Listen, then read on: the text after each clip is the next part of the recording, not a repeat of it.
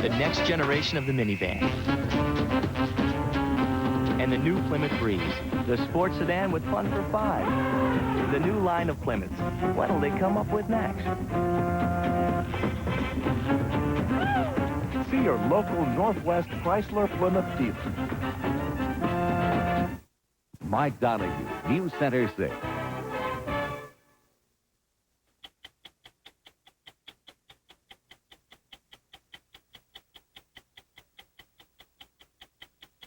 If you had stayed on the jury, how would you have voted?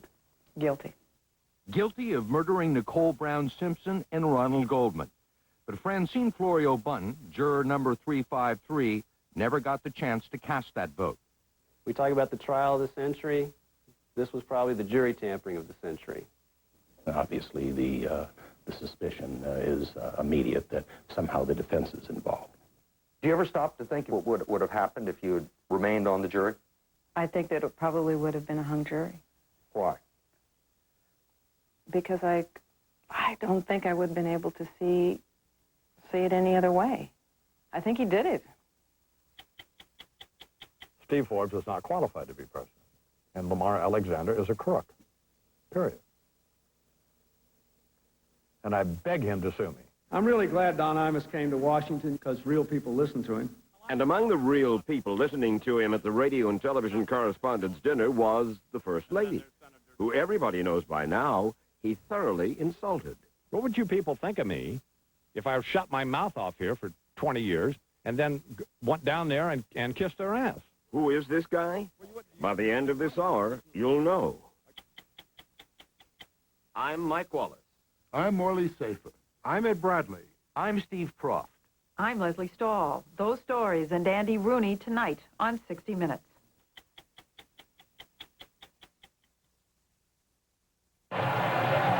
Remember, go for the cup.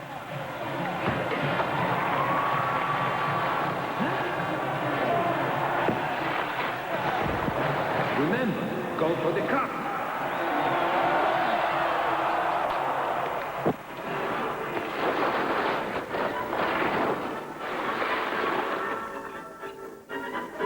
When you go for the cup, make sure it's 100% Colombian coffee. It's the world's cup. It's here. New quilted Northern Ultra. No other bathroom tissue is softer. See for yourself. Only quilted Northern Ultra uses the soft quilt system, which adds 40% more gentle fibers and more cushiony quilting. Just look how soft and thick it is. New quilted Northern Ultra. It's ultra soft, it's ultra thick, and it's here. We made a name for ourselves by inventing a wonder drug. And now, we're improving the diagnosis and treatment of major diseases. Our energy-absorbing foams make cars safer than ever. And our crop protectants help farmers produce a more abundant food supply. So much good we can do for each other. Oh, what a world it can be. There. In healthcare, chemicals, and imaging technologies, we cure more headaches than you think. Of all the plots and subplots, unsolved riddles, and unanswered questions about the O.J. Simpson murder trial, none is as mysterious, important, or neglected as the anonymous letter that was delivered to Judge Ito in the midst of the trial. The 5-page handwritten note alleged that a key member of the jury was secretly negotiating a deal to write a book about the case, and the next day, that juror was dismissed. And it raises a number of troubling questions. Was the letter authentic? Did someone tamper with the jury?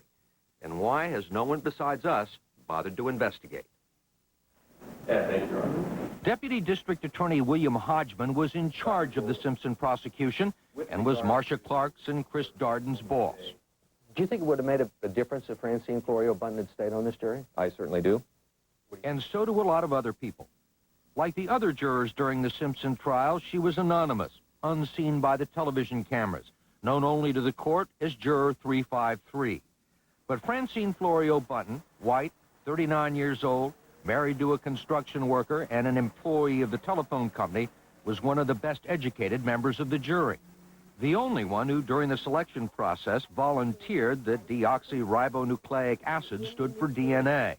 You didn't have to be a highly paid jury consultant to know that Francine Florio Bunton's presence on the jury was invaluable to the prosecution. Had she remained on the panel perhaps would have hung up. I think she had the fortitude to have been able to withstand pressure from other jurors and hold out for her true beliefs and her convictions. In that instance, we would have had an opportunity to retry Mr. Simpson, and that we certainly would have done. What was your reaction when she was dismissed? I was very disappointed. At the time of her dismissal, with the jury still sitting, Francine Florio Bunton was circumspect about her feelings as to whether O.J. Simpson killed his ex-wife and Ronald Goldman. But all of that changed in June, when the prosecution introduced evidence of bloody footprints made by a size 12 Bruno Magli shoe at the crime scene. From that point on, she had no doubts, reasonable or otherwise. If you had stayed on the jury, how would you have voted? Guilty. You're sure of that? I'm positive. Why? Because the evidence pointed to his guilt. There was really no other explanation for it. Do you ever stop to think what would have happened if you had remained on the jury? Sometimes, yes. I mean, it's, I think that it probably would have been a hung jury. You were prepared to fight? Absolutely. Why? Because I don't think I would have been able to see it any other way. I mean, you think he did it? I think he did it. So you're saying that the jury, if you'd held out, O.J. Simpson would still be facing justice? Yes, I think so. Back on the record in the Simpson matter, Mr. Simpson's But the case took a pivotal turn on May 24th of last year, with the arrival of this envelope in the chambers of Simpson trial judge Lance Ito, setting off a series of events that led to Florio Bunton's dismissal. The envelope contained this 5-page anonymous handwritten letter, ostensibly from a 20-year-old receptionist at a literary agency, alleging that one of the Simpson jurors not only had a secret book deal, but more importantly, had already made up her mind that Simpson was guilty. The letter said, quote, "I can only identify the juror as female, once an alternate, husband became ill, about 40 years old, a white woman." And the description in here had to be you. Well, I mean, there wasn't a 40-ish Caucasian woman who was married. I mean, that doesn't leave very many people. And whose husband had been recently ill. Who else could that be? Let me read part of it. "I know for a fact that my boss has entered into an agreement with the juror and her husband. The working title for the book proposal is Standing Alone, a Verdict for Nicole." Any truth to that? None. Were you negotiating the book deal? No. Did you ever have any conversations with any publishers or literary agents? No. About writing a book? Never. But you could have made money. Yeah. You could have written a book. Could have. Why didn't you? Because I didn't want to. It's, you know, I don't want to. I don't like it. It bothers me. It bothers me that there are other people that do it. It bothers me that it happens in other trials. Because? Because it's just, the justice system is not for sale. This is not why you go on jury duty. So you think this letter's fabricated? You think this letter's phony? I know the letter's phony. It has to be phony. It never happened. She's not wavered from that story since the day she was thrown off the jury. But until now, no one has ever bothered to investigate, least of all, the court. There is no indication that Judge Ito did anything to establish or disprove the authenticity of the letter, or to try and corroborate whether Francine Florio Bunton was planning to write a book, or whether her husband ever met with a literary agent. And to this day, there is not a shred of evidence to support those allegations. In fact, the preponderance of the evidence would seem to point in the opposite direction, that the letter and its contents have the appearance of a carefully constructed fraud. The first thing we did was to call a book publisher to find out if the letter even sounded authentic. And no one is more familiar with the O.J. Simpson literary scene than Michael Wiener, the president of Dove Books. What's your reaction to that letter? It is bull.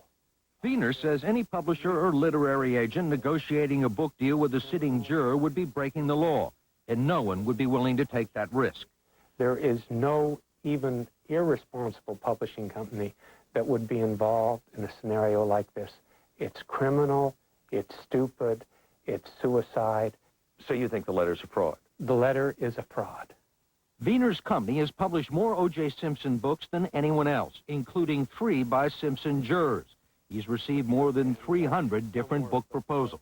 From Cato to the gardener, to the caddy, to the cook, to various maids, we have seen absolutely every proposal imaginable. Except the one proposal you might expect. Every juror and ex-juror, to the best of my knowledge, has come to this company directly or indirectly asking us if we would publish a book. The only exception is Francine Florio Bunton. So she's the only one who hasn't? That's correct. Wiener says that after Florio Bunton was dismissed, he talked to her about participating in several book and film projects. She said she wasn't interested. And he says he'd never even heard a rumor that Florio Bunton was interested in a book deal. And he says he would have heard. There are so few literary agencies in Los Angeles where this letter was postmarked. And we all know each other. We all deal with them. And this did not happen. It literally could not have happened. We know all the players. They know us. Nobody would have done this. Next, we went back to the letter, looking for clues that might identify the writer and establish whether or not she really worked for a literary agency. Aside from the reference to her age and position, there was another bit of autobiographical information about her family hidden away in the letter. She said that she saw Judge Ito on the local news May 11th, talking about how his family was interned in a Japanese-American prison camp during World War II. If it can happen to us, if it can happen to you, it can happen to anybody. Thank you. The letter writer, whoever she was, said, quote, "After seeing you last night on the news, telling of the pain your family went through during the war and what my family in Germany endured, touched my heart." So 60 Minutes associate producer Rebecca Peterson began canvassing literary agencies in the Los Angeles area, searching for a 20-year-old receptionist who had family in Germany during the war. It took her 2 weeks, but she called or visited 58 different agencies looking for anyone who matched the description of the writer. Nearly half of the agencies we checked with didn't even have a receptionist, and another 9 don't handle book deals, only screenplays. And at the agencies that did have a receptionist, no one matched the description of the young woman who supposedly wrote the letter. 3 of the agencies did acknowledge that they'd had contact with Simpson jurors, but not one of the 58 literary agencies we talked with reported having contact with Francine Florio Bunton or her husband. Of course, we can't say for certain that someone didn't lie to us, but there are other details in the letter that create serious doubts about its authenticity and the allegation that Florio Bunton and her husband were negotiating a book deal. The letter says, her husband is the one driving this.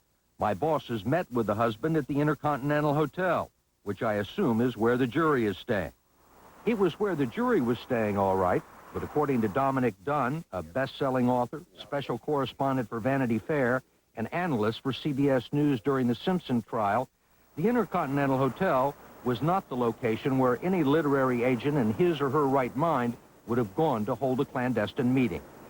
I no more believe that this literary agent she worked for would go to the hotel where the jury is sequestered to have a meeting with the husband of 353 downstairs to make a deal. I mean, let's get real.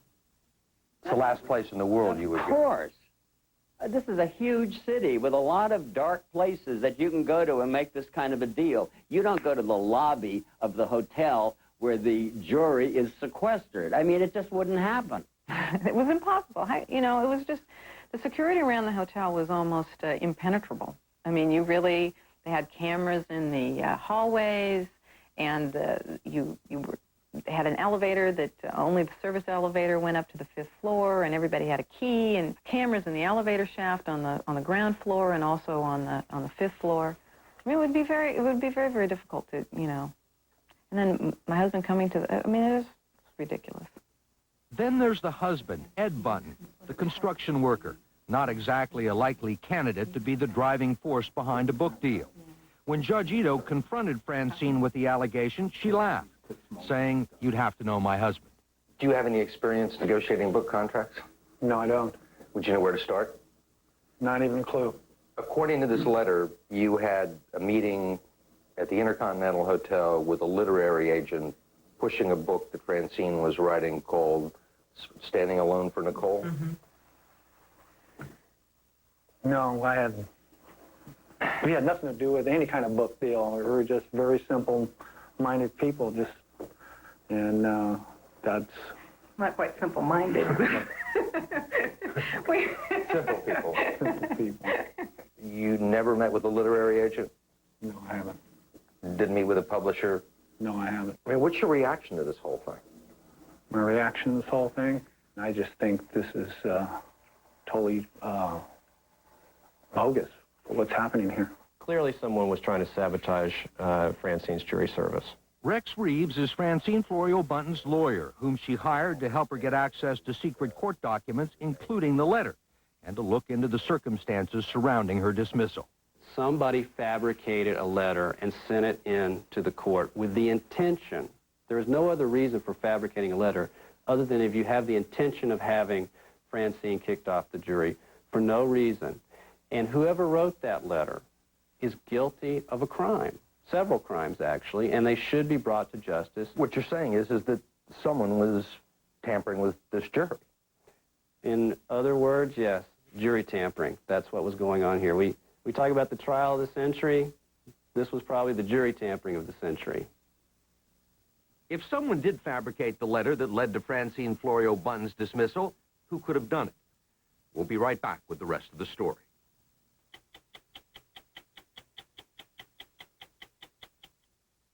These new clubs are great. Some purists miss the old game, but hey, it was too hard. Yes. This is your second hole-in-one this week. Things have come a long way, especially that Schwab retirement account you started back in 1996. You didn't have to pay high commissions or annual fees, so more of your money went to work for you. We'll help you get started with our free Investor Source Book, because you can't retire until your money goes to work. You know, FedEx and the Dream Team have a lot in common.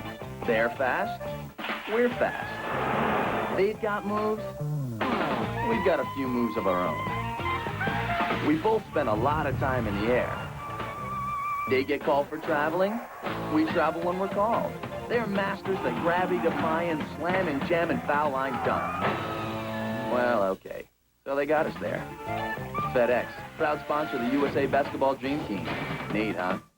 Jim Valvano was a man driven by his dream. I promise I will show you a way to win this game. But after facing the battle of his career, no matter what anyone says, we stand by your father. he faced the battle of his life. Think a little thing like cancer's gonna beat me? You're supposed to live forever. Based on the amazing true story. I love you the most, Pammy. Would you please take me home? Of one man's fight to beat the odds. If we can dream it, we can make it true. The Jimmy V story. CBS Tuesday. A U.S. nuclear sub on a special Bosnian mission, and you are there. Die. Swift, powerful, and until now, off limits. A CBS Evening News exclusive Monday. When the boss is gone, it's party time. Thank God he's not coming back until tomorrow. Can you imagine the look on his face if he got a load of this? Then, will Nancy Travis get her dream house? I got my bid in, you put in yours. Fine, and may the best man win. Or woman. What are you implying? All new, almost perfect, right after the nanny. CBS Monday. If the anonymous letter that led to Francine Florio Bunton's dismissal from the O.J. Simpson jury wasn't written by a 20-year-old receptionist at a literary agency, and if Florio Bunton never had any intention of writing a book called Standing Alone, A Verdict for Nicole, as the letter said, then someone was tampering with a Simpson jury, or at the very least obstructing justice. But who? Ira Reiner was the district attorney of Los Angeles County for 8 years and supervised the investigation and prosecution of thousands of criminal cases. Suppose we told you that we had spent the last 3 months trying to find a 20-year-old receptionist that fits this description at a Los Angeles literary agency and had been unable to do so. I don't expect that there is such a person. Now, the question is, well, then who is it? It could be somebody with an axe to grind, or it could be, and obviously the suspicion is immediate that somehow the defense is involved. But that would just be a suspicion because they would stand to gain from it. But that doesn't necessarily mean that they were involved. There is also the possibility that someone completely unconnected to the case, a wacko, and there were plenty of those around the courthouse, was simply trying to disrupt the Simpson trial. The problem with that scenario is, if the letter's a fraud, whoever wrote it had to have some inside information not widely available to the public, where the jury was staying, and the fact that Francine Florio Button's husband was sick. Information, for the most part, available only to the defense, the prosecution, court personnel, and the press. As for the defense, it was no secret that they wanted Florio Button off the jury. Joellen Demetrius was the defense team's jury consultant, and the first person Johnny Cochran thanked when Simpson was acquitted. Did you think that Francine Florio Button was a leader? Did you see her as a leader? Oh, definitely. Leadership qualities, very definitely. I mean, it's fair to say that the defense shed no tears when Francine Florio Button was dismissed. I think, as a general comment, that's true, yeah. But Joellen Demetrius also insists that the defense played no role in Florio Button's dismissal, and says they were concerned about allegations that she was a source of racial tension on the jury, allegations that had already been investigated by Judge Ito by the time the letter was written. You know, I think what you're getting at here is, obviously, did the defense target these people and create a situation where somebody was thrown off?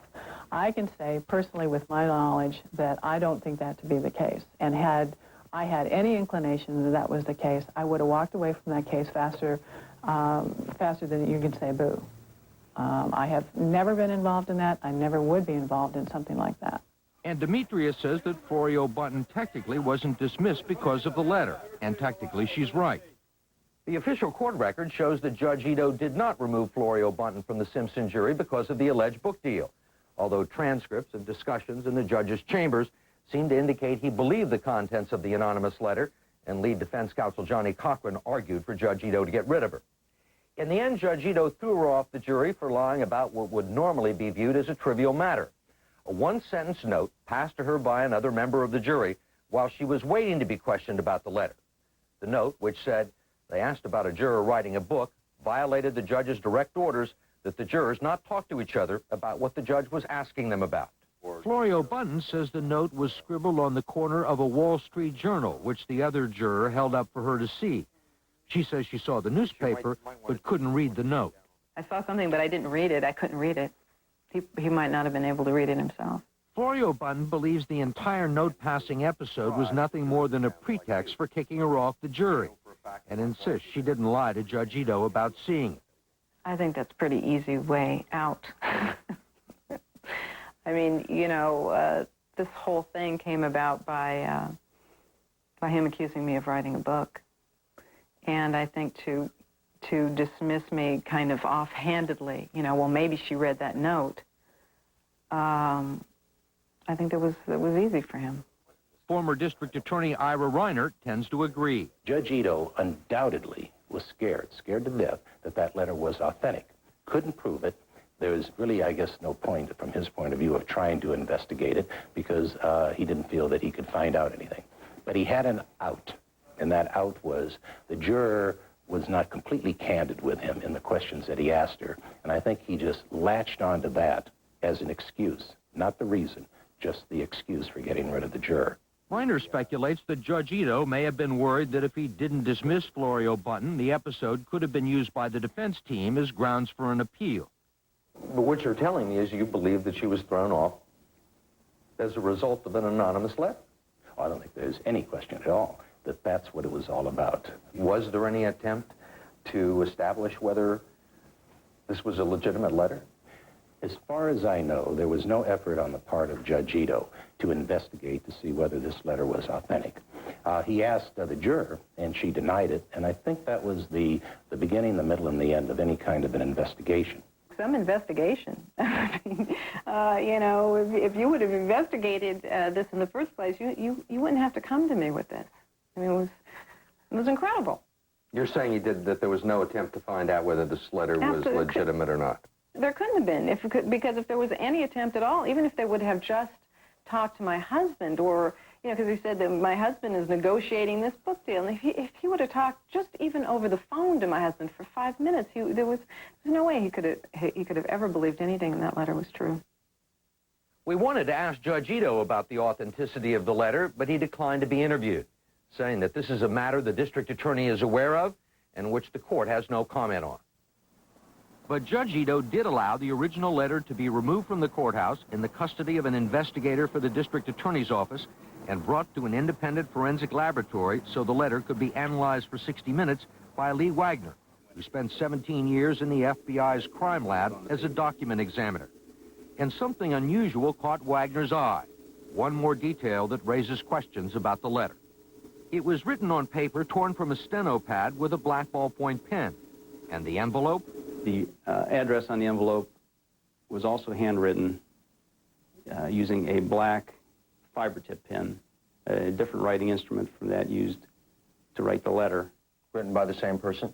Not written by the same person. The writing on the envelope, in my opinion, was written by a different writer from the writer of the letter. How can you tell that? Different writing characteristics, different letter formations. Are you certain enough to be able to go into court and testify to that? Yes, I am. It's significant because the person who wrote the letter said, "I'm very worried about my job. I pray I don't lose it." Why then entrust the letter to someone else?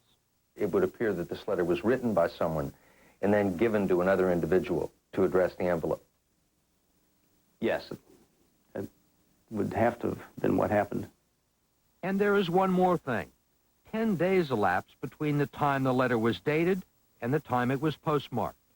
Any particular significance to that? Typically, a person will write the letter, address the envelope, put a stamp on there, and put it in the mail soon, the next day maybe. In this case, it didn't happen. Somebody wrote that letter, and that letter sat around for 10 days before somebody else addressed the letter and mailed it. When you did the typical sequence of events. It's unusual. Unusual, yes.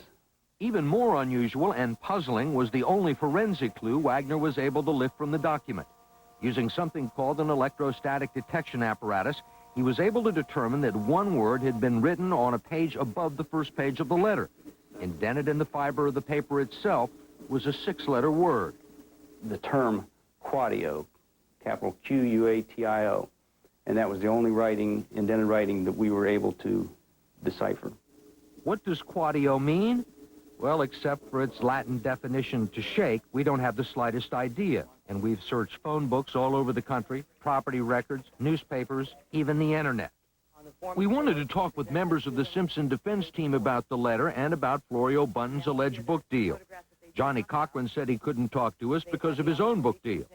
CBS News caught up with Robert Shapiro in Stamford, Connecticut, where he was signing copies of his book, and we asked him if it was possible that someone connected to the defense team could have fabricated the letter. His answer? Well, you know, anything is possible. After months of traveling and interviews, we never talked to a single person who felt strongly that the letter to Judge Ito was legitimate. Even Joellen Demetrius, the defense jury consultant, seemed a little skeptical when we showed her the letter, for what she says was the first time. Your impressions? I'm fascinated by it. I'm fascinated by a person talking about how old she is. Why? It's not something that you would put in a letter. I mean, I wouldn't. Do you believe that Francine Florio Bunton was writing a book called Standing Alone for Nicole? Standing Alone, a verdict for Nicole? I think that anything is possible. Did I know that the one juror who was a flight attendant would pose nude for Playboy? I've been asked that question a lot. No, I really didn't. In the Los Angeles County District Attorney's Office these days, the letter is being taken much more seriously. The whole episode is still troubling Prosecutor William Hodgman. The letter itself arose, I guess you might say, under somewhat suspicious circumstances. It was the type of thing as if one wanted to set up a juror, this would be the way to do it. Assuming this letter was not written by a 20-year-old receptionist at a literary agency, what does that mean? It would appear that someone targeted Francine Florio Bunton for removal from this jury. Do you have any ideas who that might have been? No, but I'd like to know. In fact, the district attorney's office is now trying to find out. I am aware that there have been inquiries made about the letter, and we have received some information which would tend to cast some doubt about the authenticity of the letter. Is that under investigation? It is. One piece of information Hodgman is talking about is this tape of an anonymous call left on the answering machine of attorney Daniel Petrocelli. Petrocelli, who represents the family of Ronald Goldman in the civil suit against O.J. Simpson, promptly turned the tape over to the district attorney. This letter that Judge Ito used to dismiss the female juror about the book. The caller identifies the person he says put the letter together. And who is that person? He's one of the investigators who is working for the defense team in this case. Are you pursuing this? What can you tell me about this, what you're doing? We are in receipt of a copy of the tape, and we are looking into it. And that's all I can tell you at this time. Is there any way that if you were able to find out that someone had actually tampered with the jury during the trial, does it have any potential consequences for the verdict? No, Stephen. In the context of a criminal prosecution, Mr. Simpson has been acquitted. That's it. We can't resurrect the case. What is still an issue, however, is the integrity of the system. And that is something that I think not only I, but thousands upon thousands of Americans are interested in. Because if this jury was tampered with, it's tampering with justice and that sense of security that all of us have, that our system works.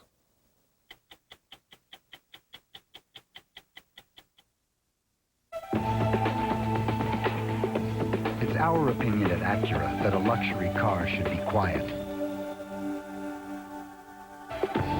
It should cradle its occupants in astonishingly soft leather and burled walnut. And with a 3.5-liter power plant, it should be anything but a Sunday drive in the park. Introducing the Acura RL, the new flagship from Acura. As a delivery company, our business revolves around addresses. Your address, the address you're shipping to, millions of addresses worldwide. You give us an address, we'll get it there. But today, we're giving you an address. Welcome to UPS on the Internet. From here, you can arrange pickups, check rates, even track packages, all from your own computer, anywhere in the world, whether you're at an address or not. UPS, moving at the speed of business. Of all the things you could wish for if you have osteoporosis, what you probably wish for most is stronger bones. Now you can do more than wish. Ask your doctor or call 1-800-505-WISH. The critics agree. A Family Thing is far and away the best movie of the year. You're damn right it is. This is that rare film that restores your faith in movies. It's a family thing. And there ain't nothing you can do about it. A Family Thing. Rated PG-13. Now playing. 60 Minutes will continue. Tonight. Get down, get funky. It's Sunday Night Fever on Sybil. I think I fractured my groove thing. All new Sybil. Then, Bonnie's an absolute delight. I'd like to take a rain check on dinner. Sure, claim check, that'd be great. A rain check. You know, whatever. Checkmate. Sybil and Bonnie, the first names in comedy. CBS tonight. The latest revelations about the O.J. Simpson jury. We'll have reactions to the 60 Minutes report tomorrow with Harry, Paula, and Mark on CBS This Morning. You're on CBS. There's a fine line of motor oil separating your car's engine parts that's as little as 1/1000th of an inch. But friction and heat can make motor oil become volatile and vaporize, weakening its ability to protect expensive parts. Texaco Haviland Formula 3 is formulated to control volatility, fight vaporization, and provide complete engine protection, no matter what you drive. Add more life to your car. Take it to the star. Help! I need somebody. Help! Not just anybody. Help! You know I need someone. Help! There was a time when you didn't need help with telecommunications. But things aren't so simple now, which is why choosing GTE makes sense. Because you know you can always count on GTE for help.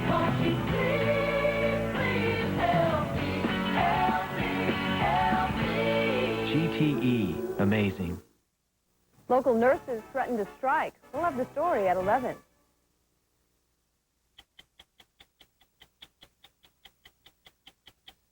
For the past week, Washington has been throwing a major fit. Not about tax cuts or welfare reform, but about the host of a syndicated radio show, Don Imus, a 56-year-old cadaverous, stormy petrel, full of himself and his gritty opinions. Every weekday morning, he and his stock company of bomb throwers broadcast a raucous repertoire of smut, bigotry, and political satire. His upscale listeners tune in because he's not as filthy as Howard Stern, he's less partisan than Rush Limbaugh, and he is often thoughtfully provocative. A little over a week ago, when Imus spoke at a dinner in Washington for media bigwigs and political hotshots, he attacked just about everyone in sight, including the President and the First Lady, some would say viciously. So, who is Don Imus? Who is this aging bad boy who signs on the air as Imus in the morning? You ain't nothing but a hound. Imus in the morning. On the air, Imus is always irreverent and often extraordinarily rude. Do we have to put these morons on the radio? He growls, he grimaces, guffaws, and he can be downright tasteless. I have to go pee. He makes a lot of money, about $4 million a year, attacking the high and mighty in Washington. Because they're gutless weasels and they're hypocritical phonies. He lampoons Ted Kennedy. I don't suppose I could get a drink over here, could I? And the tragedy at Chappaquiddick. He goes after both political parties. The primaries provided irresistible targets. Steve Forbes is not qualified to be president. And Lamar Alexander is a crook. Period. And I beg him to sue me. But for some perverse reason, politicians cannot seem to get enough of Imus. I'm really glad Don Imus came to Washington. You know, all politicians pander to Don Imus because real people listen to him. Among the people listening to Imus at that recent journalist dinner, the President and the First Lady. And Imus was not shy about needling her over those Whitewater records that suddenly turned up on a table upstairs at the White House. Well, where did this come from? Well, nobody leaves stuff like this just laying around.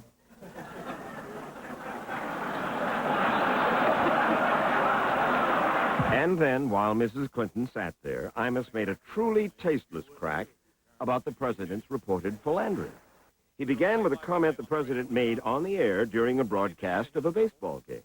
We all heard the President, in his obvious excitement, holler, "Go, baby!" I remember commenting at the time, I bet that's not the first time he said that. Many thought it was just vintage Imus. But the White House was furious, especially since Mrs. Clinton was on the dais during the sex joke. But Imus rejects all criticism that he was crude or insensitive, even cruel. I asked him about that when he was on the air. Is this really a good idea to do this in front of the First Lady? Absolutely. I'd have been a weasel had I not done it. He also would not have been Imus. What would you people think of me if I shut my mouth off here for 20 years and then went down there and kissed their ass? I get the sense that you are an angry person, and I'm just curious to know where the anger comes from. No, I'm not angry. You aren't? No. I mean, I get angry at incidents, you know. When he does get angry, the name-calling begins. Newt Gingrich, a man who would eat roadkill. Ted Kennedy, a fat slob with a head the size of a dumpster.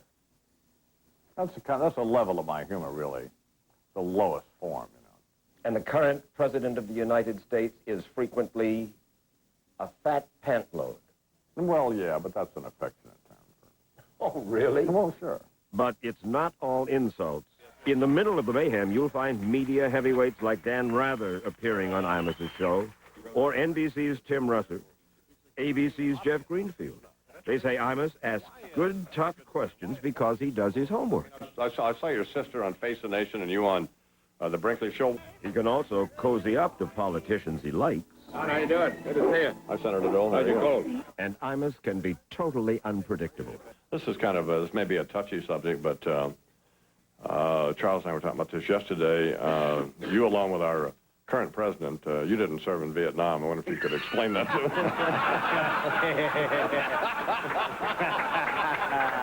I think that the reason I didn't, Strom Thurmond was my recruiting officer. And he thought I was too young to go. And, he's been your campaign manager. He's doing a great job. How much clout do you think this man has? And he has his, whatever it is, his quality, his star quality, whatever it is, that people pay attention. And he also has a lot of fun. But Imus can dump a politician in a heartbeat, as Bill Clinton knows only too well. Imus endorsed him on the air back in 1992. Good morning, Governor Clinton. Good morning, Don. I'm going to vote for you. Thank you. At that recent dinner in Washington, the president remembered that phone call. He actually takes credit for getting me elected in 1992. He might have done it. But what I want to know is, what has he done for me lately? And the answer is, not much. Do you respect Bill Clinton as a man?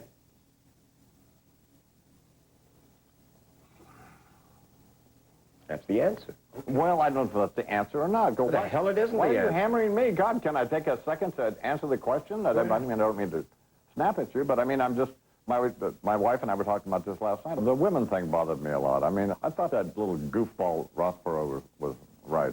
I mean, if your wife can't trust you, who can? But Imus has outraged the White House more than once. A while back, he played a very dirty ditty, sung by his Rush Limbaugh imitator, about Hillary Clinton. A song so obscene that we can play only part of it here. She goes to state dinners with her lesbian friends. Makes big investments with high dividends. Forgets to pay taxes, but then makes amends. That's why the First Lady is a tramp. This is the First Lady of the United States. Doesn't worry you. well, that's not offensive. Well, shall I play some more of it where it gets really offensive? Well, there is a line, there are a couple lines in there that were over the line. Yeah, I mean, that was a mistake. That's the closest Imus will ever come to saying he's sorry. Almost from the moment he was born, 56 years ago, he has been a loner. He never went to college. This is just a publicity photo. He drifted from jobs on the railroad to a uranium mine. So I just kind of stumbled in the radio, and I worked in Palmdale, California for a few months, and some guy offered me a job in Stockton. And as a DJ? Yeah, and I got fired there for conducting an Eldridge Cleaver lookalike contest. His gags between records frequently got him in trouble, but he refused to grow up. He got married, but that didn't last. I mean, I went out with other women for years, you know, and I'd go out, I'd have one date. Now, they're all lovely women, and very nice women.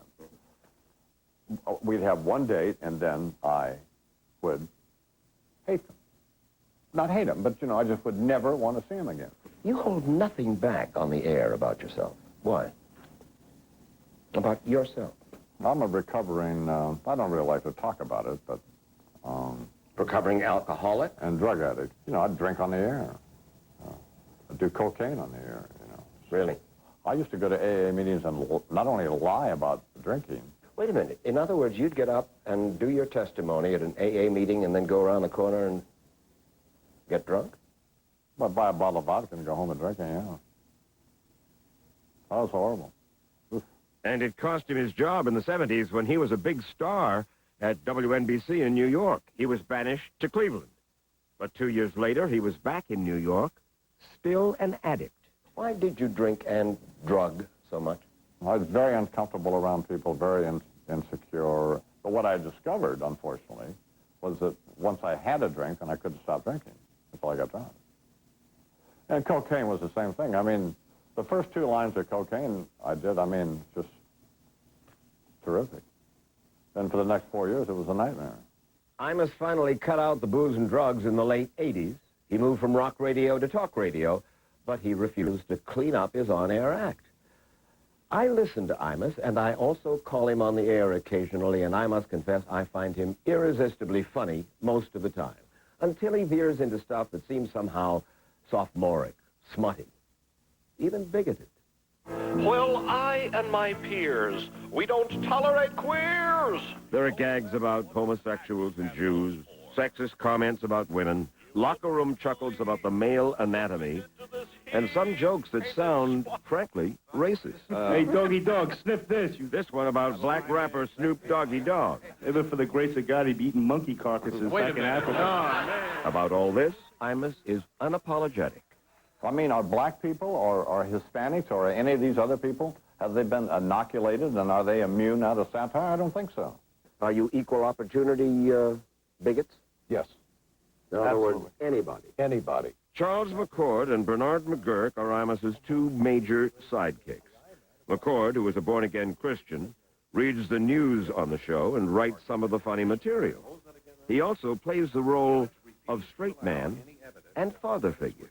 There is no issue that he will not take on. There's no ethnic group that is immune, nor should there be, including himself. You are a moderating influence when he really begins to take out after somebody. You try to cool him down. Sure.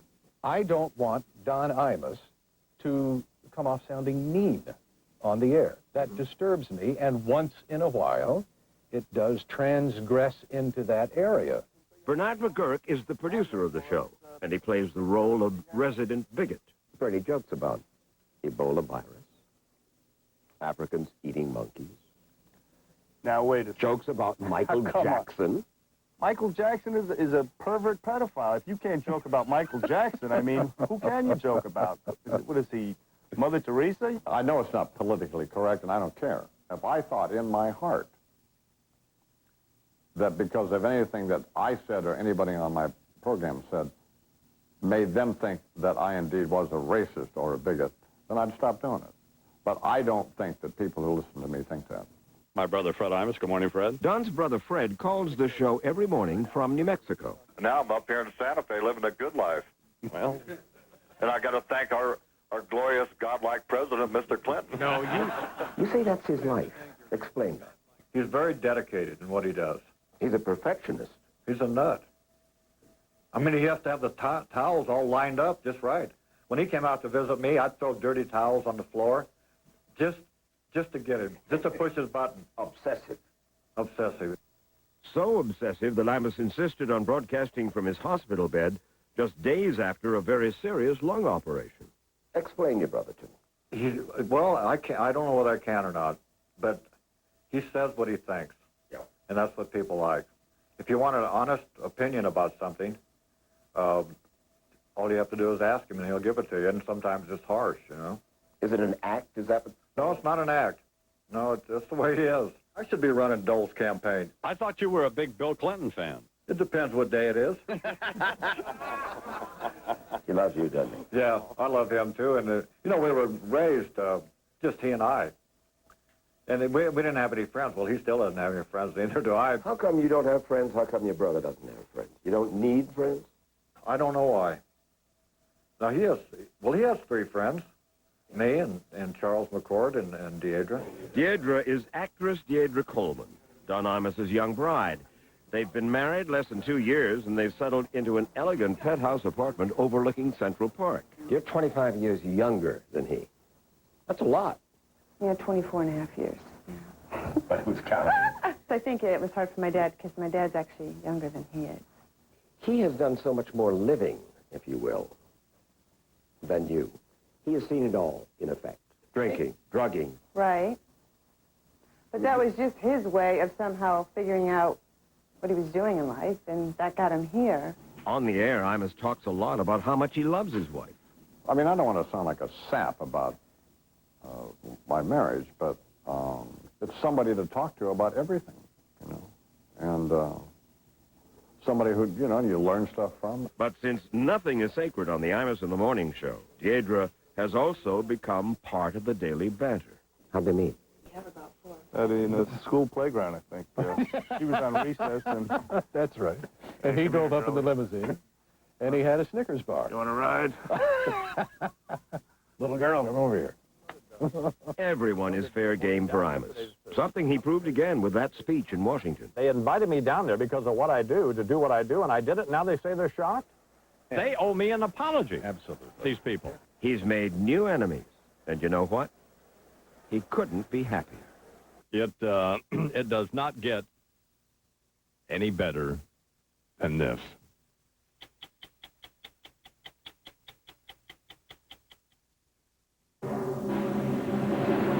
Send your package in 2 days with FedEx, and people are impressed. Cost, about $12. Send your package in 2 days with UPS, and people are impressed. Cost, about $6.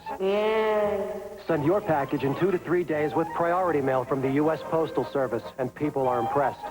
Cost exactly $3. So, 12, 6, 3, what's your priority? Priority mail from the U.S. Postal Service.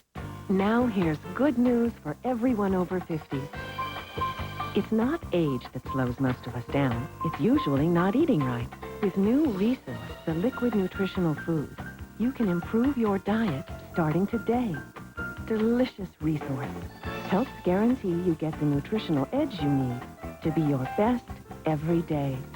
Improve your diet, improve your life with new Resource, the liquid nutritional food. The no annual fee Ford Citibank card is one card. You should definitely get your hands on. Because when you use it, you get 5% back. And Ford rebates to save you money. On all new Ford cars and tough Ford trucks, even Lincolns and Mercuries. Which is money that comes in handy for other things.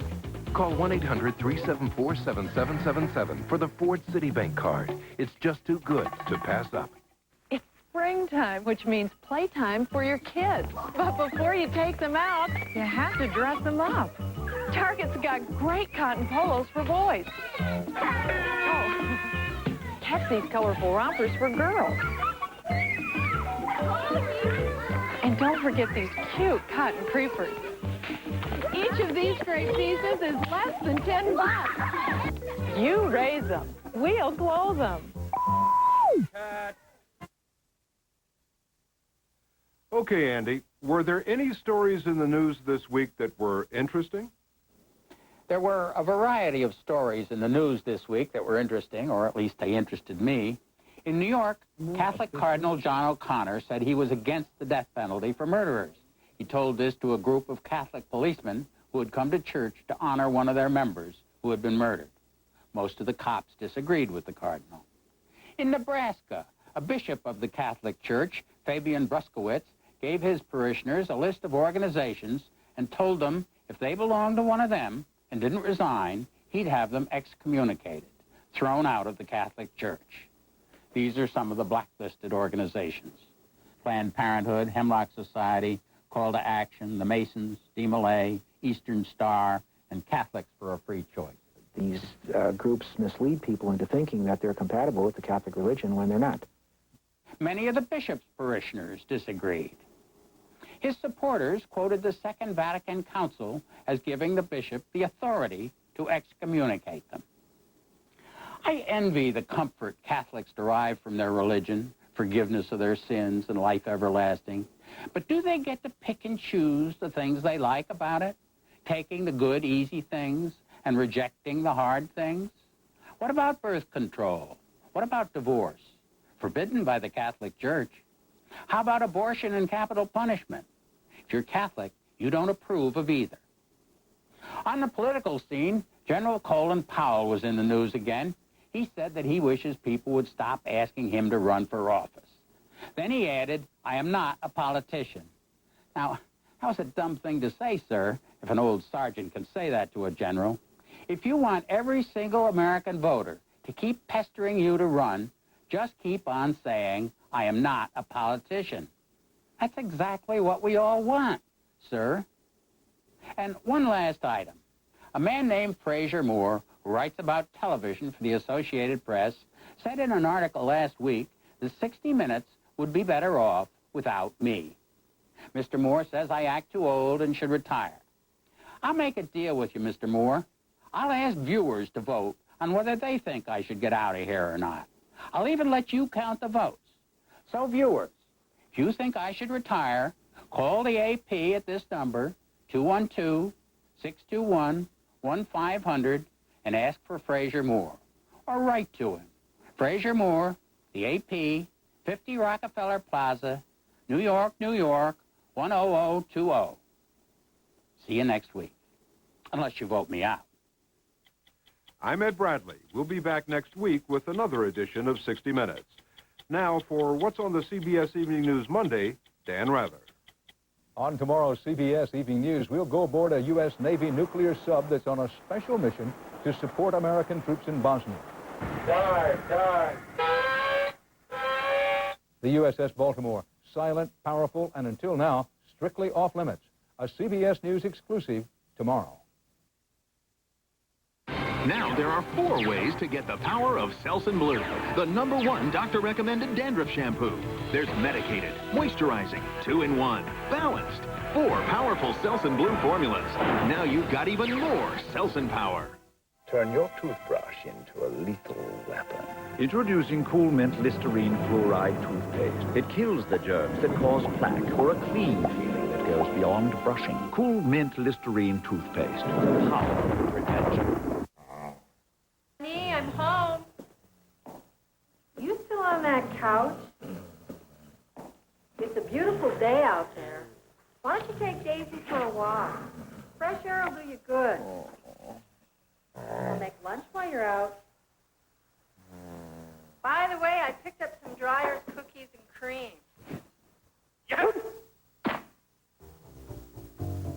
It's more than ice cream. It's Dryer's.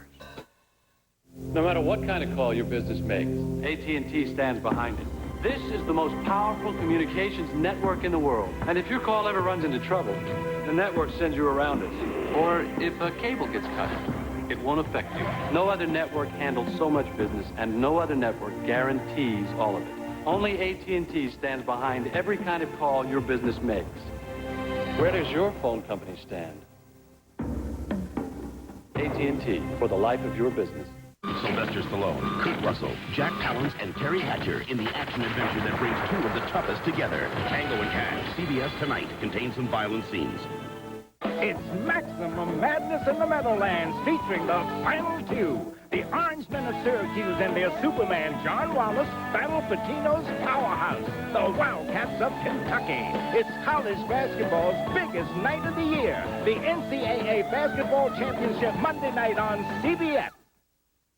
Jim Valvano was a man driven by his dream. I promise I will show you a way to win this game. But after facing the battle of his career, no matter what anyone says, we stand by your father. he faced the battle of his life. Think a little thing like cancer's gonna beat me? You're supposed to live forever. Based on the amazing true story. I love you the most, Pammy. Would you please take me home? Of one man's fight to beat the odds. If we can dream it, we can make it true.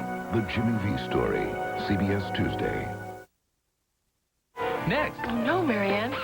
Your diamond fell out of its setting. Get down, get funky. It's Sunday Night Fever on Sybil. I think I fractured my groove thing. It's a toe-tapping, coconut-cracking comedy extravaganza that'll have you dancing on the ceiling. Marianne, stay. All new Sybil, CBS Next. Coming soon to CBS, he is a multimillionaire, and his son is a murderer. It was an accident. Now discover just how money talks. Crime without consequence. The privilege of the very rich. And killers walk. How do you plead? I am not guilty. Don't miss the explosive miniseries based on Dominic Dunn's A Season in Purgatory. CBS News. Wednesday, there's only one place for families. I got an A on this essay. I sort of copied that column Dad did. We got an A on that? Dave! The CBS Family Hour with Dave's World, followed by the series premiere of My Guys, a knockout new comedy. Hey, Mike, it's no use. If you kill him, I'm only going to bring home another one. Dave's World and My Guys, the Family Hour, CBS Wednesday. It was supposed to be a summer of fun. Let's have a picnic. Look what I got. But it became a summer of terror. You got a family attack. Their housekeeper...